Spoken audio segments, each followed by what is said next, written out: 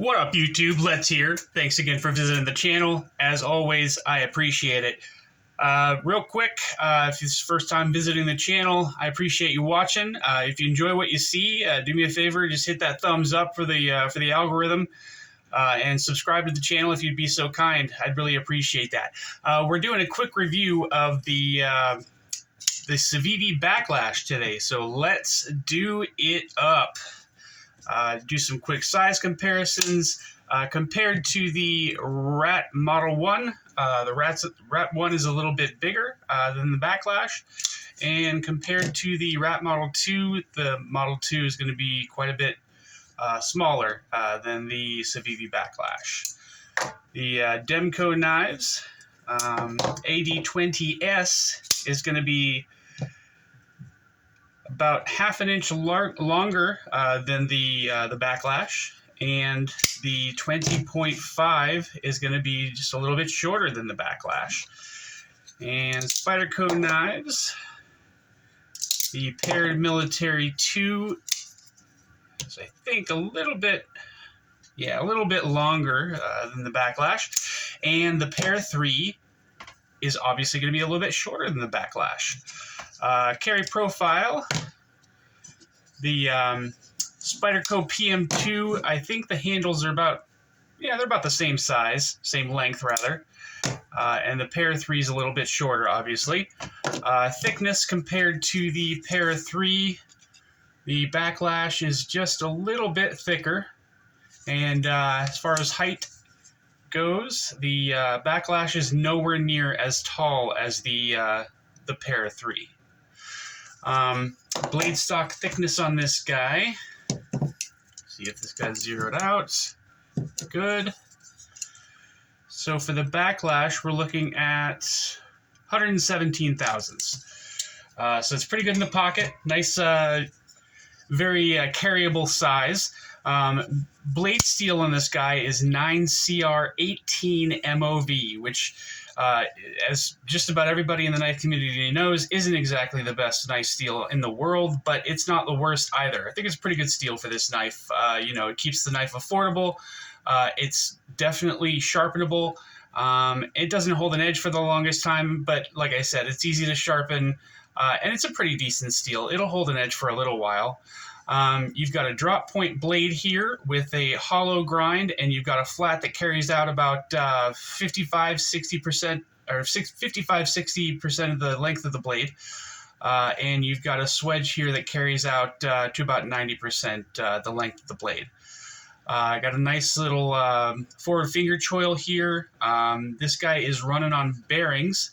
And the hardware for this knife is all T8. You've got a T8 for the pivot, T8 body screws, and I'm fairly certain when I did have the pocket clip on here, they were T8 screws for that as well. This is reversible, so it's got holes drilled for the pocket clip on the other side, so this is good for lefties or righties. It is a liner lock, but liner lock isn't too hard to use for left-handed people, I don't think. You're looking at G10 scales here. Nice G10. Civivi's G10 isn't too bad. And you've got stainless steel liners, which are definitely skeletonized. And on this particular knife, it's they've coated it with this metallic blue, which makes the knife gives the knife a nice little pop, a little bit of character there. You've got a G10 backspacer here, and obviously a lanyard hole for the lanyard people out there. As I said, this is a stainless steel liner lock, which works very well, easy to get at. It's not really scalloped too much, but the liner does raise up just a little bit higher than the show side scale, so that helps you to get to it a little bit. There's a little bit of jimping here to help you to hold on to the liner lock as you're disengaging the lock. The action on this guy is fantastic. Deployment is great. You can push button it or light switch it, and it'll pop out no problem either way. I have a little trouble working it left-handed, but I don't think lefties will have any trouble with that at all. It's just a matter of my finger not being used to using it, that's all. The lockout on this guy is fantastic. There's no blade play left, right, up, or down. And it's a very, it locks out just fine. There's no problems with late or early lockup or anything like that. It looks like it's locking up at about 20%. And I don't really do the spine whack test. I've already discussed that with you guys before, but there's no problems with that at all. The disengagement is just fine. And the ergos on this guy are fantastic as well. This is definitely one of the most knife-shaped knives I have. And it's very, very comfortable. The way the handle is, it doesn't really lock you into any one single position. As far as choking up, you can definitely choke up on it with that finger choil. Very, very comfortable, and the jimping here on the spine of the blade is perfectly placed for your thumb. It's not too aggressive, so that's not that's not too big of a problem there either. You can't really choke back on this guy, but I don't really know of any kind of situation where you would want to. If you have to do some heavy chopping or anything like that, you're definitely going to want to use a different knife for sure. The price on this guy fluctuates, obviously, depending on which variant you get. It comes in a bunch of different flavors. You've got satin blade, you've got coated blades, you've got different handle materials. They sell it in G10, they sell it in micarta, they sell it in brass, and they sell it in carbon fiber. So from the lowest to the highest point, you're looking from $42.50 all the way up to, I believe, $78 or $79 for the Damascus version. And this guy is available right now. You can find it just about any site that you go to. I'm going to link I'm going to put some links in the description for you guys to find this guy if you're interested. I'm only going to put like the most affordable ones. But like I said, if you want to go and look for the Damascus one, you can. That's not a big deal. The only thing I will say for people, just to save them some headache in the future, if you decide that you're interested in this knife and you're looking at the green micarta version, I personally would not buy that one. The Civivi's green micarta is not good.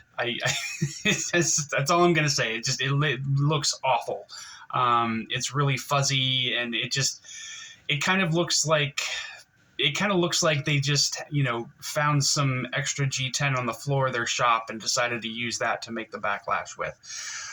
So like I said, if you decide that you want to get this knife, that's great. If you decide you want the green micarta version, that's fantastic too. But you can't say I didn't warn you.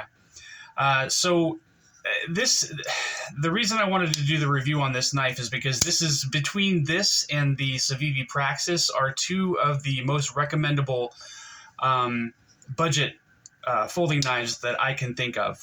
This is, the Civivi Praxis, I think, is good for people with bigger hands or people that need to do like a little bit more hard work with it. But this guy definitely, as far as budget knives go, it's one of the best knives that I can think of. This is I'd say more of a gentleman's carry type of knife. It's more classy looking than the Praxis, especially with this metallic blue coating on the liners here. And it's a little bit smaller. For people with normal size hands, I think that this is a great knife. Fits in the pocket very well. It's just easier to use for people who, haven't really experienced too much as far as knives go. It's got a liner lock. It's easy to use. Flips out, very, very easily. So I think this is just a more recommendable knife for people who just need a regular, plain, everyday carry knife that you can carry around with you and do just odd jobs, tape, cardboard, straps, stuff like that. It is a very, very slicey knife. It's very thin behind the edge with that hollow grind, so it gets very, very thin behind the edge, which makes for a good slicer. Also, just the way this thing feels in your hand, it's a very comfortable knife to use. I've actually bought a couple of these for some friends of mine for, their birthdays and Christmas and stuff. So this is definitely a recommendable knife for sure. This was probably one of the first knives that I bought that I got really, really interested in when I started collecting knives. I think the first Civivi knife that I bought was the Bull Mastiff, because it's just a big honking cleaver of a knife and it's huge, and that really appealed to me when I started collecting. But when I saw this one, it also appealed to me quite a bit. even though it is a smaller knife, it's not too small. You can see with the size comparisons. I'd call this, high end of medium size knife. So definitely a recommendable knife for just about anybody out there who's looking for just a plain old EDC style carryable knife. I can't really think of anything else to say about this guy. But I would recommend, if you're interested in this knife for sure, go out and buy it. It's one of the best knives that I can think of for a starter knife for anybody. But if you enjoyed the video, please like and subscribe. I'd really, really appreciate that. And thanks again for coming to watch, you guys. Stay up, y'all. Take it easy. Bye.